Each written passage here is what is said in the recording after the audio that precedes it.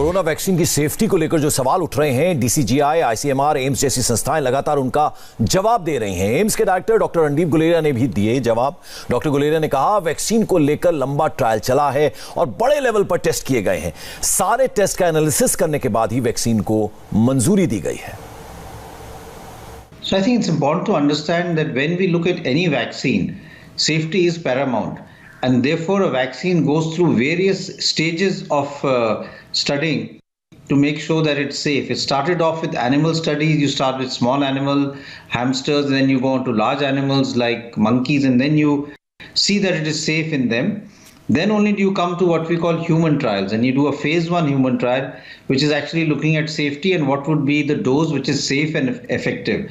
Then you go on to efficacy trial and again safety trials in phase 2 with a larger number of people, and then phase 3 trials.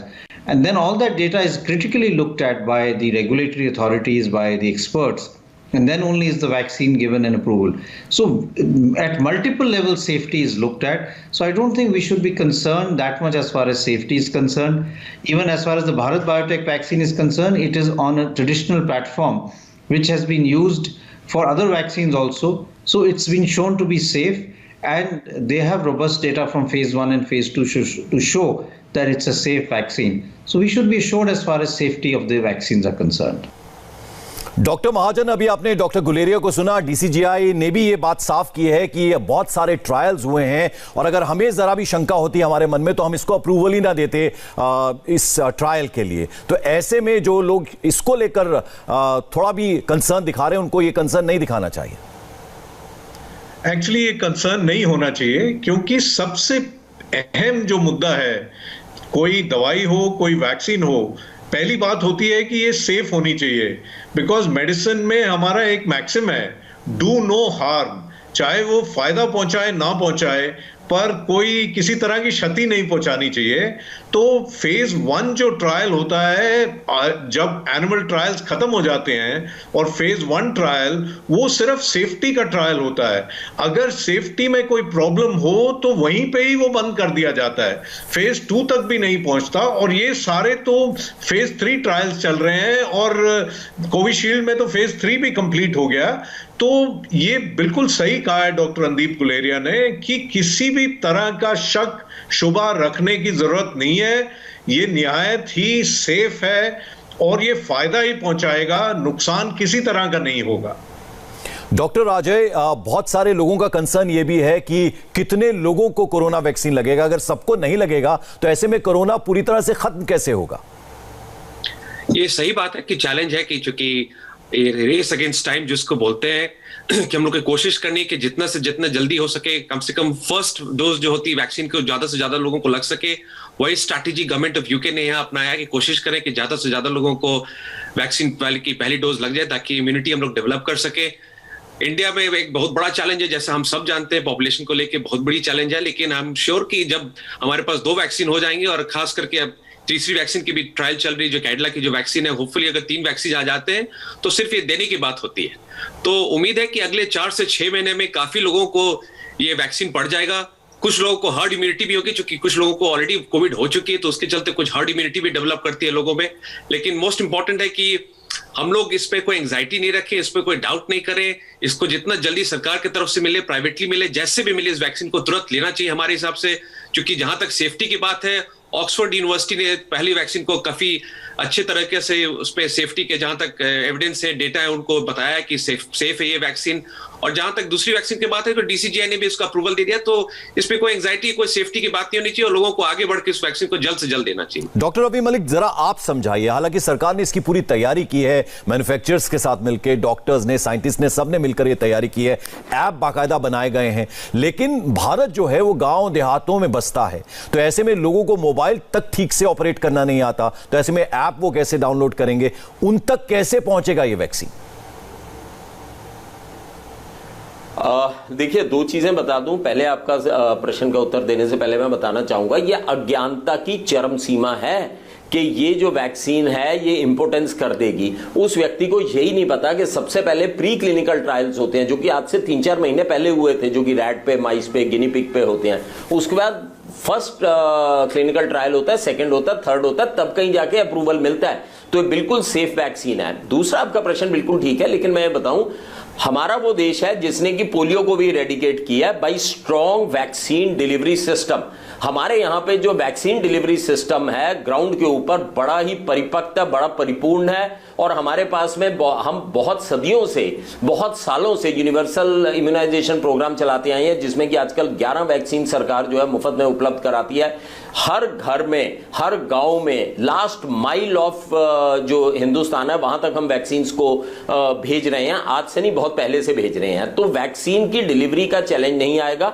Definitely इस वक्त हम digital platform का भी use करेंगे, कुछ लोग उसे कर पाएंगे, कुछ नहीं कर पाएंगे, लेकिन एक दूसरे की मदद करके, यही आपके थ्रू मैं बताना चाहूंगा कि हम सब जो हैं जिनको डिजिटल प्लेटफॉर्म नहीं यूज करना आता उनको हम सिखाएं। यह सबसे बड़ी समाज सेवा होगी, जिससे कि हम लोग वैक्सीन की प्रॉपरली हर जगह पर जाके दे सकें। हमारा डिस्ट्रीब्यूशन सिस्टम बहुत ज्यादा स्ट्रांग है।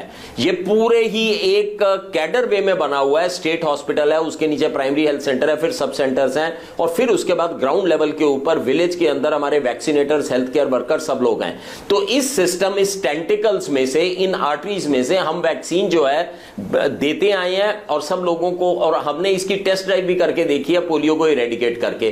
तो मुझे नहीं लगता कि डिस्ट्रीब्यूशन सिस्टम की कोई दिक्कत आएगी। डेफिनेटली जब हम ग्राउंड के ऊपर देना शुरू करेंगे कुछ हिकअप्स आएंगी, कुछ प्रॉब्लम्स आएंगी, लेकिन इसमें कहीं किसी किस्म की दिक्कत नहीं आ सकती, क्योंकि आर्टरीज हमारी already they are in place. सिर्फ इसके अंदर अभी जैसे ही ब्लड हम डालेंगे, जो 75 मिलियन डोजेज आएंगी, आप देखना फटाफट से ये लोगों को लग जाएंगी।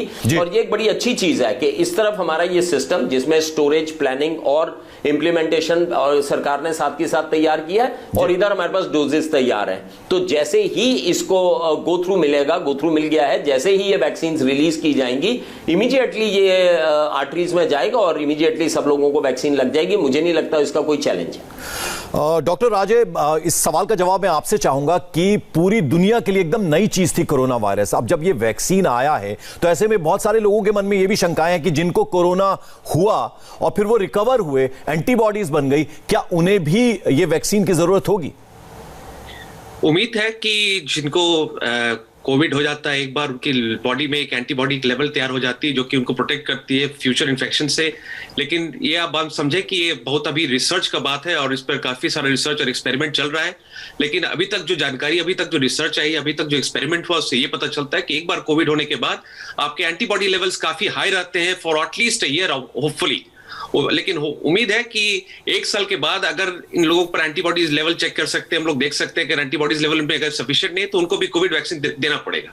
लेकिन अभी उनका प्रायोरिटी नहीं, जिनको एक बार कोविड हो चुकी वो प्रायोरिटी में नहीं रहेंगे अभी। डॉक्टर महाजन, अगर मैं मल्टीपल वैक्सीन की बात करूं तो भारत में उनकी उपलब्धि कब तक हो जाएगी आपको लगता है? मल्टीपल वैक्सीन से आपका क्या मतलब हुआ? सर, जैसे अभी ये दो मल्टीपल वैक्सीन, जी हाँ, अच्छा ठीक है, मैं समझ गया। ये 2 वैक्सीन आ गई, बाकी और 2 वैक्सीन अभी रेडी हो रही हैं। उनमें से एक जाइडस कैडिला की ज़ाइकोव डी है और दूसरी स्पुतनिक 5 का भी ट्रायल चल रहा है। तो अभी तक जो जानकारी है वो ये है कि हमें ये वैक्सीन मिक्स नहीं करनी। कोविशील्ड मिल गई है तो उसको दूसरी डोज जो कोविशील्ड की है वो ही मिलनी चाहिए, ये नहीं कि हम कोई और वैक्सीन दे दें। सारी वैक्सीन जो है, जो ये तो गवर्नमेंट ही तय करेगी कि किस एरिया में, जब हमारे पास मल्टीपल वैक्सीन आ जाते हैं, कि किस एरिया में कोविशील्ड जाएगी, किस एरिया में कोवैक्सिन जाएगी, किस एरिया में जब जाइडस कैडिला वाली बन जाती है वो जाएगी।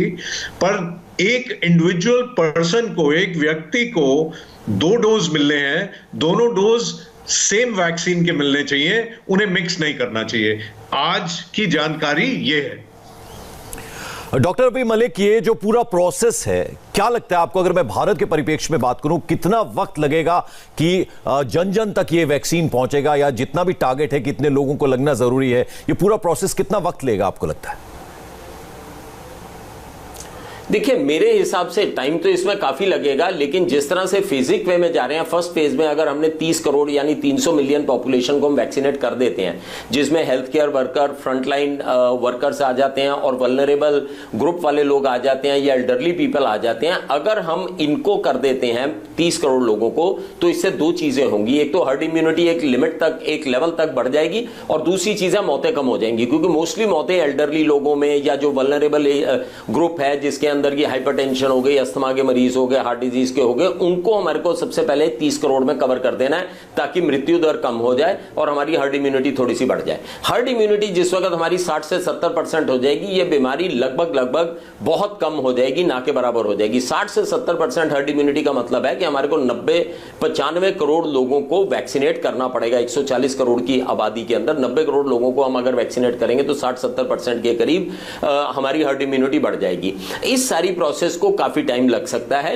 लेकिन एक बहुत अच्छी बात यह है कि जिस तरह से वैक्सीन की और कंपनीज जुड़ती जा रही हैं, देखिए हमारे देश का एपिटाइट इतना ज्यादा है कि एक या दो कंपनी से काम नहीं चलने वाला, हमारे को और कंपनीज की भी जरूरत होगी। हो सकता है कि आने वाले टाइम में फाइजर भी आ जाए, और सबसे बड़ी चीज है हमारे को प्राइवेट वर्टिकल भी रखना पड़ेगा। अगर पंकज जी आपको बताऊं, इस वक्त भी जो हम वैक्सीनेशंस देते हैं, दो वर्टिकल्स हैं। एक तो गवर्नमेंट में लोग जाके लगवाते हैं मुफ्त में वैक्सीन, एक प्राइवेट में भी जाके लगवाते हैं। प्राइवेट भी बहुत बड़ा सेक्टर है, तो जैसे ही प्राइवेट सेक्टर खुल जाएगा, गवर्नमेंट सेक्टर चलता रहेगा, उसी तरह से ज्यादा टेंटिकल्स बढ़ते जाएंगे, फैलते जाएंगे और वैक्सीन होती रहेगी। इसके अंदर 2, 3, 4, 5 कंपनीज भी अगर आती हैं तो वो भी ठीक रहेंगी, क्योंकि हमें शीघ्रता के साथ में 140 करोड़ यानी कि 1400 मिलियन लोगों को हमें वैक्सीनेट करना है।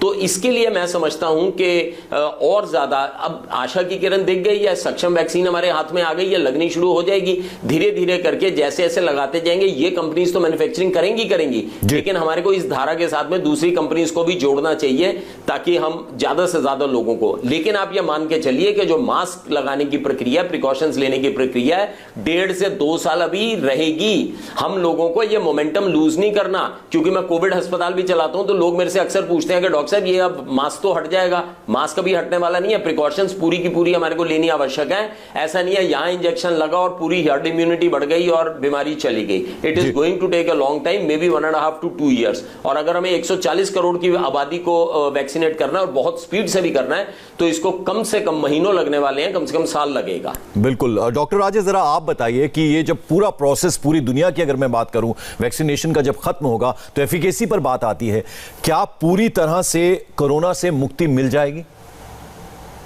ये एक बहुत ही डिफिकल्ट सवाल है इसका आंसर करना अभी, क्योंकि जहां तक कोरोना का वैक्सीन का सवाल है, बड़ा डिफिकल्ट होगा प्रेडिक्ट करना कि कोरोना हमेशा के लिए जाएगी कि नहीं जाएगी। लेकिन उम्मीद है कि जब 70-80% लोग को हर्ड इम्यूनिटी हो जाती है, अगर वो इंडिया की बात करें, यूके की बात करें, चाहे ग्लोबली बात करें, जहां तक हर्ड इम्यूनिटी का सवाल, अगर हर्ड इम्यूनिटी हो जाती है 70-80%, तो काफी हद तक उससे प्रोटेक्शन हो जाएगा।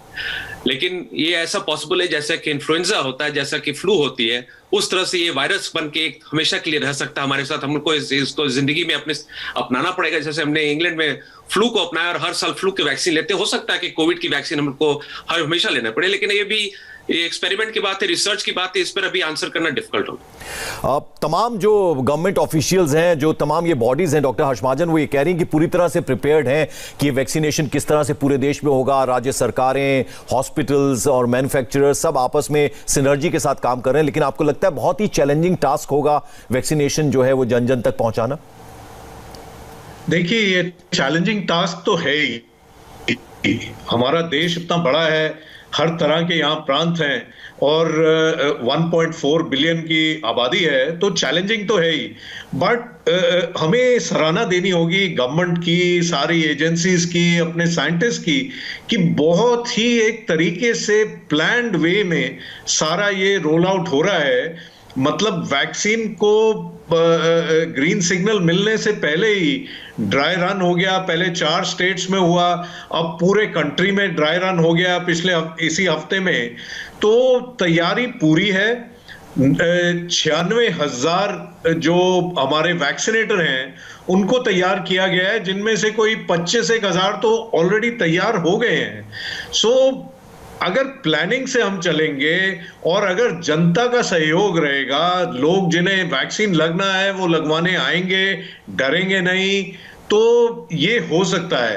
बाकी जहां तक बात रही कितना समय लगेगा, डॉक्टर रवि मलिक ने बहुत सही कहा कि ये 1.5 से 2 साल आपको लगने ही लगने हैं, चाहे जितनी भी वैक्सीन हम बना लें फिर भी।